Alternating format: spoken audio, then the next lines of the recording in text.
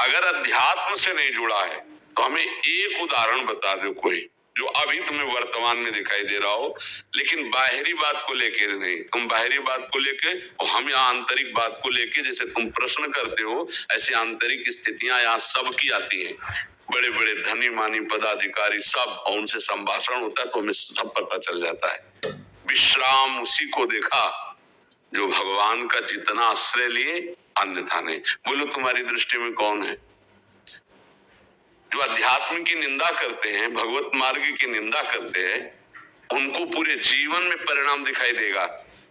जो ऐसी जगह खड़े मिलेंगे जहां कुछ नहीं है, कुछ नहीं प्राप्त किया जीवन में, सब कुछ होने पर भी बहुत ही घोर अशांति में जीवन होगा। जो आपके मन की ओवर सोच, जो अब ये मिल जाए, ये मिल जाए, ये भोग लूं, ये भोग लूं, और जब उस पर बाधा पड़ेगी तो अब उसको संभाल पाने की योग्यता आप में नहीं रहेगी, क्योंकि अध्यात्म नहीं है। अध्यात्म सबसे पहला पावर प्रकट करता है सहनशीलता, तितिक्षा, जिसे संस्कृत शास्त्रीय भाषा में कहते हैं, और उसका सरल अर्थ है हर परिस्थिति को सहना। ये केवल अध्यात्म में आएगा। सम्मान मिलता है, मेडल मिलता है तो सब फूल जाते हैं, लेकिन जब अपमान और हार होती तो अच्छे अच्छे को रोते देखा गया है। ये क्या है? एक पक्ष को, सम्मान को, जीत को, लाभ को, सुख को तो तुमने अपना माना उसे, और जब दुख आया, अपमान आया, हार आई, तब वो ऐसे मुस्कुराते तो तुम्हें पता चलता कि उत्साह संपन्न करना किसे कहते हैं। और वो केवल अध्यात्म से हो सकता, प्रकृति से नहीं हो सकता। इसीलिए अध्यात्म के बिना सही मोटिवेशन स्थायी नहीं हो सकता। सही उत्साह अध्यात्म से मिलता है, जो अपनी इंद्रियों को काबू में करके फिर चले, चाहे गृहस्थ हो चाहे विरक्त हो।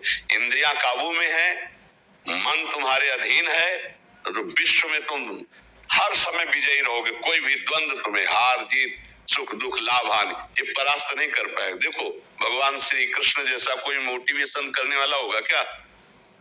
वो कह रहे सुख दुखे समय कृत्वा लाभा लाभो जया जयो। ऐ कर्मयोगी, सुख दुख में समान, लाभ हानि में समान, जय पराजय में समान। अगर इनका मोटिवेशन स्वीकार कर ले तो वो सदैव प्रसन्न रहेगा। ये है, देखो जगत गुरु भगवान श्री कृष्ण बोल रहे हैं, मात्रा स्पर्शास्तु कौन्तेय शीतोष्ण सुख दुखदा आगमा पाइनो नित्य तास्तितिक्षस्व भारत। ये अनित्य है, नाशवान है, काम क्रोध लोभ मोह मद मत्सर मान अपमान, इनके आने जाने में तो दुखी सुखी मत हो। सम धारण कर, समता को धारण कर, व्यथित मत हो। जो नहीं व्यथित होता वही परम पद का अधिकारी होता है। यम ही न व्यथ्यन्ते ते पुरुषम पुरुषर्षभ सम दुखा सुखाधीरम स्वमृतत्वाय कल्पते।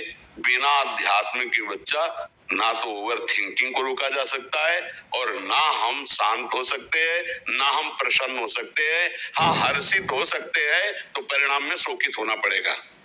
आज हमारे मन के अनुकूल कार्य हो गया तो हर्षित हो गए, कल शोकित होना पड़ेगा। हमें लगता है कि 3 बातें जीवन में उतारनी चाहिए। पहला, भगवान का आश्रय, दूसरा भगवान का नाम जप, और ये दोनों पुष्ट कैसे हो? ये संत समागम। अगर सत्संग करते रहे तो बात समझ में आ जाएगी, नहीं तो फिर गड़बड़ रहेगा। जैसे समाज में किसी भी मार्ग का उपदेशक बने तो बहुत मजबूत होना चाहिए। जैसे डूबने वाले को निकालने के लिए तुम कूद रहे हो तो तुम्हें अच्छा तैराक और अपने से भारी वजन को लेकर तैरने का अभ्यास होना चाहिए। और जो डूब रहा है वो पहले तुम्हें डुबोएगा, अगर फंस गए उसके चक्कर में पहले तुम्हें डुबोएगा, क्योंकि वो सांस लेना चाहेगा। तो बहुत बचा के, तो मोटिवेशन देने के लिए पहले अपने को इतना मजबूत रखना चाहिए कि कोई भी परिस्थिति हमारे उत्साह को ना नष्ट कर दे। चाहे सामने से गाली आवे, चाहे सामने से निंदा या अपमान आवे, लेकिन हमको उसको उत्साह बढ़ाना, उसको सुख देना है।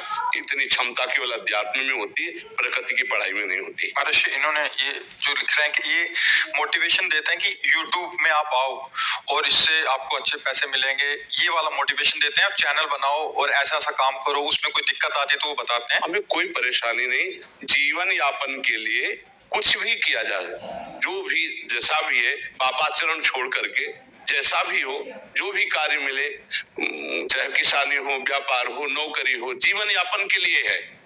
लेकिन जीवन किसके लिए है? जीने के लिए सब कार्य किए जाते हैं, लेकिन हम जी किसके लिए रहे? अब इस प्रश्न का उत्तर अगर हो तो सही मोटिवेशन मिल जाए। जीने के लिए बहुत से उपाय हैं। नौकरी कर रहे हैं, व्यापार कर रहे हैं, विविध प्रकार के कर रहे हैं, क्योंकि उसे पैसा मिलेगा, पैसे से भोग सामग्री मिलेगी, भोग सामग्री से जीवन चलेगा। तो जी किसके लिए रहे हो? इसका उत्तर समझ लो तो सही मोटिवेशन आ जाएगा, सही उत्साह आ जाएगा। हम जी रहे हैं भगवान की प्राप्ति के लिए। अगर मानव जीवन में भगवान की प्राप्ति नहीं हुई तो पैसा कमा रहे हैं भोगों के लिए, भोग भोग रहे हैं जीने के लिए, और जी रहे हैं भोग भोगने के लिए। फिर इसके बाद मृत्यु, फिर यही सब लीलाएं पशु पक्षी भी कर रहे हैं। बार बार जन्म, बार बार मरण, बार बार माँ के गर्भ में जाना। आज इस बार तो मानुषिक माँ मिली है, अगली बार कौन सी माँ मिले? इसलिए पुनरपि जन्मम पुनरपि मरणम पुनरपि जननी जठरे शयनम, इस चक्र को काटना है, और इस चक्र को काटने का उत्साह भगवान की शरण में। यूट्यूब कोई अविनाशी या स्थायी दाता नहीं है। जिस दिन बंद होगा तो डिप्रेशन में पहुंच जाओगे, नहीं पहुंच जाओगे तो सही मोटिवेशन नहीं हुआ। साथ में ऐसा भी मोटिवेशन होना चाहिए कि कल यूट्यूब बंद हो जाए तो आप, फिर आप में वो क्षमता होनी चाहिए कि आपके पास और भी मार्ग है, आपको निराश नहीं हो। कुमार जी आगे पूछ भी रहे हैं, बहुत लोग तो सफल हो रहे हैं इसमें, लाखों कमा रहे हैं, लेकिन वो काफी असफल हो जाते हैं। भी अस्थायी है, स्थायी नहीं है। कह रहे हैं काफी असफल हो जाते हैं, उसका पुण्य का काम, ये पुण्य हो रहा है मेरा है, पाप हो रहा है, मैं तो उनको मोटिवेट कर रहा हूँ। समझ नहीं आ रहा। पुण्य और पाप तो शास्त्र आज्ञा का पालन करने से पुण्य होता है, शास्त्र विरुद्ध आचरण करने से पाप होता है। इसमें कोई पुण्य और पाप का क्षेत्र थोड़ी जाए। यूट्यूब में आप चैनल बना करके एक व्यापार कर रहे हैं, लेकिन इसको सुकृत थोड़ी बोल देंगे, आप पुण्य थोड़ी बोल देंगे। मान लो खेती हो रही तो कोई पुण्य थोड़ी हो रहा है। खेती से जो अन्न पैदा हुआ मेहनत से, वो जो आप दूसरे को पवा रहे हो, इससे कोई संबंध नहीं है, भूखा है, अब ये पुण्य बात हुई। आप तो व्यापार करने का एक रास्ता बता रहे हैं, तो ये तो जीने का रास्ता है। अब यूट्यूब से जो आपको मिलते हैं उनमें से कितने औषधालय में बेचते हैं आप, कितनी के गरीबों की औषधि करवाते हैं, कितने पैसे की, कितने भूखों का पेट भरते हैं, कितने के वस्त्र देते हैं, वो पुण्य शब्द से जुड़ेगा जाकर के। तो हमें लगता है कि थोड़ा हम शास्त्रों का स्वाध्याय करें, नाम जप करें, भगवद आश्रित रहें, क्योंकि ये सब बच्चा टिकाऊ नहीं। न यहाँ विश्व का कोई पद टिकाऊ है, न कोई संपत्ति टिकाऊ है, कुछ टिकाऊ नहीं है। यहाँ परिवर्तनशील नाशवान है। बढ़ाइए उत्साह, नौजवानों को प्रेरित कीजिए, पर साथ में इतना भी तुमको ज्ञान हो और उनको ज्ञान हो कि कमाना बुरा नहीं है, कमाओ, लेकिन उनका धर्म में प्रयोग करो और शास्त्र स्वाध्याय करके आध्यात्मिक बनो, जिससे तुम हर कष्ट को सह सको। हाँ, एक बार चक्रवर्ती सम्राट पद पर हस्तिनापुर के राजा बने युधिष्ठिर जी। अगला कदम आता है कि 13 वर्ष का वनवास हो, 1 वर्ष का अज्ञातवास, इसके बाद फिर ये क्रम चक्र चलता है। ऐसा नहीं कि आज 5 लाख आप कमा रहे हो तो सदैव आप ऐसे ही चलोगे या ऐसे सुखी रहोगे। ये कोई सच्चिदानंद अविनाशी नहीं है यूट्यूब, यह कोई भी मार्ग अविनाशी नहीं। मुझे लगता है परम विश्राम और शांति के लिए ये व्यवहार के लिए करो, लेकिन अध्यात्म का ज्ञान और भगवान का आश्रय भजन जरूर होना चाहिए, नहीं उसके बिना आपकी सोच आपको परेशान कर देगी। संतोष उसी को होता है जिसके पास नाम है, भगवान का भरोसा है। चैन से जीने के लिए एक रास्ता है, भगवान का आश्रय, नाम जप और सत्संग। इससे आपका ज्ञान विकास को प्राप्त होगा। नहीं, हम बहुतों को पराजित और रोते हुए देखा है। जीते मार उछल गए और हारे तो रो दिए। अब उनको कौन रोक पाएगा जो हार का कष्ट सहा जा रहा है, बराबर कोई जीत हो ऐसा नहीं। हमें लगता है ऐसी कला सीखनी चाहिए कि जीत में उछलो मत और हार में रो मत। हारे हैं तो हम जो त्रुटि है उसको समझेंगे और अगली बार जीतेंगे, और जीते हैं तो भगवान की कृपा, इसलिए ज्यादा फूलने की जरूरत नहीं है, क्योंकि हार भी आगे खड़ी है। दिन है तो रात आएगा, रात है तो दिन आएगी। ऐसी हमारे अंदर आध्यात्मिक शक्ति जागृत हो जाए जिसका नाम समता है। अगर समता नहीं तो फिर कोई मोटिवेशन रोक नहीं सकता, तुम्हें परेशान होना पड़ेगा। संसारिकता आपके विश्राम के लिए योग्य नहीं है। मन को कोई भी संसारिकता कभी विश्राम नहीं दे सकती।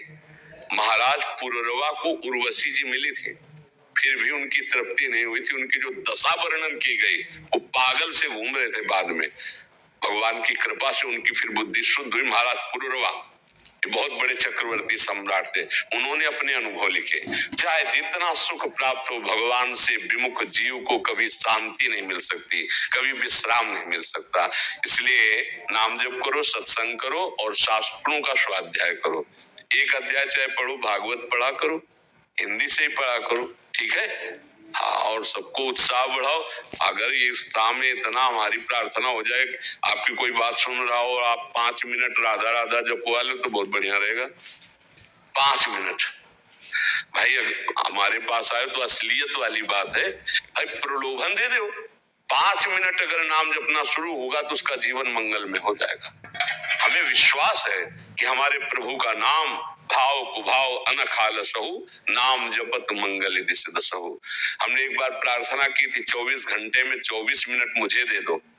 मुझे देने का मतलब मेरी बात मान लो। 24 मिनट अगर तुम भगवान की आराधना करोगे तो 84 लाख योनियों से मुक्त होने की सामर्थ्य तुम में आ जाएगी। जैसे लोग मनोरंजन के लिए समय देते हैं, तो 24 मिनट बाबा जी को समय दे दो। हमको रुपया पैसा ये मांग तो नहीं है, यही मांग है कि गंदे आचरण छोड़ो, 24 मिनट भजन करने लगो। हमारे भगवान बड़े कृपालु हैं। 24 मिनट शुरू करोगे तो 24 घंटा में ना जाना, तुम्हें बताना ऐसा स्वाद लगेगा कि 24 घंटा और जिसका भजन होने लगा वो मुक्त हो गया। भजन करने वाला ही भव समुद्र से मुक्त हो सकता है, दूसरा कोई उपाय नहीं। तो एक दिन जाना है यहाँ से, 5 अरब बैंक में है तो 5 पैसा लेके नहीं जाना है। बड़े दोस्त हैं तो कोई सहयोग ले करेगा, यमदूतों की पिटाई से आपको बचा ले, इतना कोई अंग रक्षक पैदा नहीं हुआ। विश्व में कोई ऐसा अंग रक्षक नहीं है जिस समय यमदूत पिटाई कर रहे हो हमारे को बचा ले। वो केवल भगवान का नाम, भगवान ही बचा सकते, दूसरा नहीं। इसलिए अंतिम मोटिवेशन नाम, भगवान का आश्रय।